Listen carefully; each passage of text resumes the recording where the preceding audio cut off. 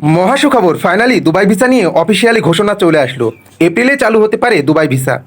So hello everyone, আসসালামু আলাইকুম। আশা করি সকলে ভালো আছেন। প্রতিদিনের ন্যায় আবারও চলে আসলাম আপনাদের মাঝে দুবাই ভিসা সম্পর্কিত নতুন আরও একটি আপডেট ভিডিও নিয়ে। হ্যাঁ বন্ধুরা, ঠিকই শুনেছেন, দুবাই ভিসা নিয়ে ফাইনালি অফিসিয়ালি আপডেট চলে এসেছে। এবং কি আপডেট চলে এসেছে এটা আজকে আপনাদের জানাতে চলে আসলাম। ভিডিওটি অত্যন্ত গুরুত্বপূর্ণ হতে চলেছে, বিশেষ করে যারা অনেক দিন ধরে দুবাই যাওয়ার অপেক্ষায় বসে আছেন, অনেকে পাসপোর্ট জমা দিয়ে বসে আছেন, তাদের জন্য ভিডিওটি অত্যন্ত গুরুত্বপূর্ণ হতে চলেছে। সো প্রথমত আপডেট দিয়ে ভিডিওটি শুরু করতে চাই। আপনারা অনেকে আপডেট চেয়েছেন যে বর্তমানে দুবাই ভিসার আপডেট কি আপডেট বর্তমানে চলছে। আপনারা সকলে জানেন যে বর্তমান সময়ে সংযুক্ত আরব আমিরাত সহ মধ্যপ্রাচ্যের যে সকল দেশে আমেরিকান ঘাঁটিগুলো ছিল, এ সকল ঘাঁটিগুলো কিন্তু বর্তমান সময় ইরান তাদের ব্যালিস্টিক ক্ষেপণাস্ত্র দিয়ে কিন্তু উড়িয়ে দিয়েছে। সো আরও যে সকল দেশে আমেরিকান ঘাঁটি রয়েছে, সে সকল ঘাঁটিগুলো ইরান পরবর্তী সময়ে কিন্তু উড়িয়ে দিবে এবং নিঃশেষ করে দিবে। সো এটা নিয়ে দেখলাম অনেক প্রবাসী মন্তব্য করছে এবং বাংলাদেশের যে গণমাধ্যম তারাও জানিয়েছে বাংলাদেশ নাকি ইরানের বিপক্ষে কথা বলেছে। আসলে এটা কিন্তু ঠিক নয়। আসলে মুসলিম কান্ট্রি ইরান। সো ইরান যেটা চেয়েছে যে ইরানের পাশে কিন্তু আশেপাশে যে সকল মুসলিম কান্ট্রি রয়েছে তারা কিন্তু ইরানের পাশে দাঁড়ায়নি। অর্থাৎ ইরানকে একা পেয়ে আমেরিকা বশ করতে চেয়েছিল, কিন্তু সেটা তাদের পক্ষে সম্ভব হয়নি বা সফল হয়নি। সেক্ষেত্রে ইরান পাল্টা হামলা অর্থাৎ পাল্টা জবাব কিন্তু দিয়ে দিয়েছে।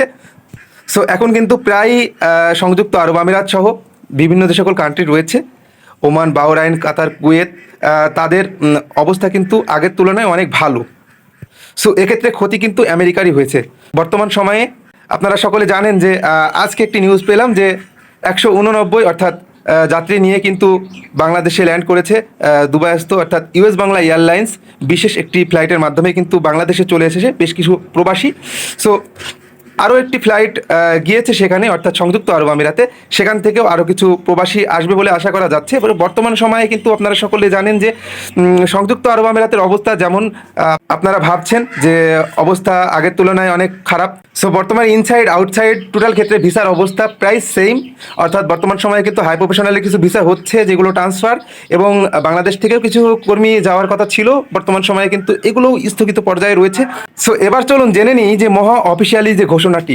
সো আপনারা সকলে জানেন যে বৈদেশিক কর্মসংস্থান মন্ত্রণালয়ের প্রধান ভিপি নূর তিনি কিন্তু জানিয়ে দিয়েছে সুস্পষ্টভাবে, এবং তিনি একটি কথা জানিয়েছেন সুস্পষ্টভাবে যে বাংলাদেশের যে সকল কান্ট্রির ভিসা বন্ধ রয়েছে বাংলাদেশের জন্য, সে সকল কান্ট্রির ভিসা উন্মুক্ত করার লক্ষ্যে তারা কিন্তু মাঠে নামবে। অর্থাৎ এ থেকে বোঝা যাচ্ছে যে ঈদের পরবর্তী সময়ে হয়তোবা তারা কিন্তু দ্বিপাক্ষিক আলোচনা করবে। অর্থাৎ সংযুক্ত আরব আমিরাত নিয়ে কিন্তু তিনি সবার আগে কথা বলেছেন, এবং দুদিক থেকেই কিন্তু সব দিক থেকে আসলে কি আশার আলো জাগছে। অর্থাৎ এ থেকে বোঝা যাচ্ছে যে বাংলাদেশের ভিসা কিন্তু ঈদের পরবর্তী সময় হয়তোবা খুব শীঘ্রই খুলে যাওয়ার একটা ব্যাপক চান্সেস রয়েছে। সো আমরা চাইবো, সকলে দোয়া করি যেন সংযুক্ত আরব আমিরাতের ভিসা বিপি নূরের মাধ্যমেই চালু হোক। তো সকলে ভালো থাকবেন, সুস্থ থাকবেন। আজকের আপডেট এতটুকুই। এখনও যারা আমার চ্যানেলটি সাবস্ক্রাইব করেনি অবশ্যই চ্যানেলটি সাবস্ক্রাইব করে পাশে থাকবেন। ধন্যবাদ সবাইকে।